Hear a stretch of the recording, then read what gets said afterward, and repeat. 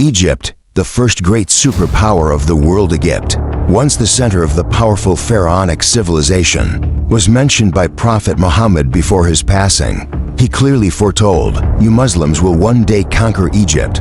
But remember, when you conquer Egypt, treat its common people kindly, because they are your relatives." Shortly after the Prophet's death, Muslims under the leadership of Hazrat Umar ibn Khattab defeated the Roman and Persian empires and conquered vast lands. However, a sudden crisis struck. The newly conquered regions were hit by a deadly epidemic. This not only halted the Muslims' progress, but also led to the martyrdom of several top Muslim generals. With the senior commanders gone, a new generation of leaders emerged. Hazrat Umar appointed fresh commanders to stabilize the situation. Among them was Amr ibn al-Azra, who was appointed as the new army chief in the region. Gradually, the disease subsided under his leadership. When Hazrat Umar learned of the situation, he left Medina to oversee it himself. Before departing, he entrusted control of Medina and the broader Arabian Peninsula to Hazrat Ali, indicating that if something happened to him during the journey, Hazrat Ali would naturally take over as caliph. Upon reaching Syria, Umar met Amr ibn al-Azra, who proposed a bold new strategy not to stop there, but to move toward Egypt. Why Egypt? Instead of pushing toward the Roman capital, the Muslim leadership targeted Egypt, a land of immense importance. Egypt had been one of the richest regions in the world for thousands of years. The Quran also repeatedly references the power of Egypt. But how did Egypt become so powerful?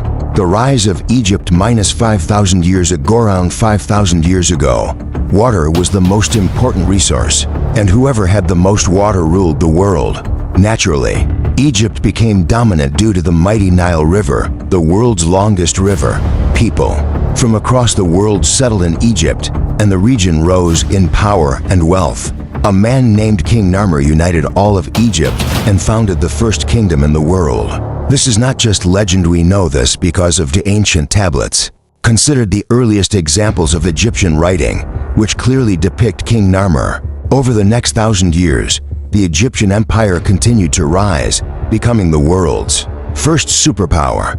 But then came a dangerous belief. The Pharaohs began declaring themselves as gods. Pharaohs declare themselves gods. Pharaohs created a religion in which they were the only path to salvation, and the common people could only reach paradise by remaining loyal slaves to Pharaoh. The system was designed to prevent rebellion. Over time, the belief evolved. Not every pharaoh was a god, only the one whose body remained perfectly preserved after death.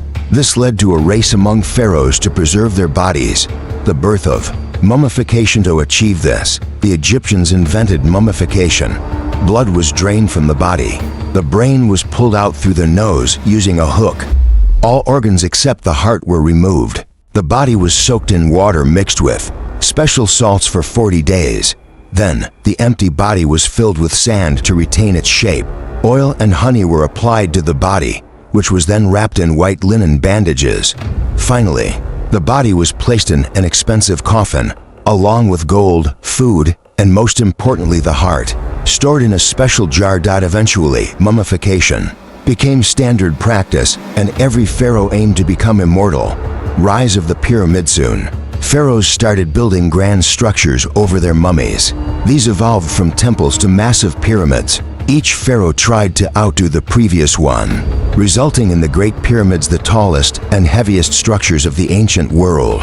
The Great Pyramid of Khufu held the title of tallest building for 3,500 years. Even today, it's so massive that 12 Burj Khalifas together weigh less than one pyramid. Inside, 2,000 trucks could be parked easily. But building these pyramids was costly. Over time, the size of the pyramids reduced, and Egypt's economy began to decline. Egypt was no longer the indestructible superpower it once was. Enter Prophet Yusuf Joseph. As at this low point, a young slave boy was sold in the Egyptian market. He was unlike any other child, exceptionally handsome. He was adopted by a powerful Egyptian minister. This boy would later become Yusuf as the Prime Minister of Egypt. Yusuf as, along with the king, revived Egypt's collapsing economy and restored its strength. After his death, his family, the Bani Israel, remained in Egypt. Over time, they became one of the most powerful communities in the land. A new pharaoh, new oppression soon. A new pharaoh emerged. He overthrew the old dynasty and implemented strict laws, no more tolerance for foreigners. The Bani Israel were enslaved, their businesses shut down. For the next 400 years, Bani Israel lived under brutal oppression, but they held on to hope that a prophet would one day liberate them. The birth of Prophet Musa, Moses. As a prophecy shook the pharaoh, an astrologer warned him that a boy would soon be born from Bani Israel who would destroy his empire. The pharaoh ordered the execution of all newborn boys, yet the destined child, Musa, survived, ironically raised within Pharaoh's own palace. When he grew up and became a prophet, Musa demanded that the pharaoh free Bani Israel. After numerous miracles, the pharaoh finally agreed. But later, the pharaoh broke his promise and pursued Bani Israel with his full army. Just as he was about to reach them, Allah parted the sea, allowing Bani Israel to escape, and then drowned the pharaoh and his army. But why isn't Musa as mentioned in Egyptian history? There are no Egyptian tablets or inscriptions that mention Prophet Musa as. However, both the Quran and the Bible tell the story in detail. Interestingly, historians do agree that after the death of Ramses, believed to be the pharaoh of Musa's time, Egypt never recovered. Musa didn't just defeat a pharaoh, he broke a 3,000-year-old empire. The fall of Egypt entered its dark ages, becoming weaker with time. Eventually, a new superpower rose in Palestine under Prophet Suleiman. Later, invaders like Alexander the Great, and then the Romans took control of Egypt. For 600 years, the Roman Empire ruled Egypt, fulfillment of the Prophet Muhammad's prophecy. 600 years later, during the Caliphate of Umar ibn Khattab, the Muslims stood at the gates of Egypt.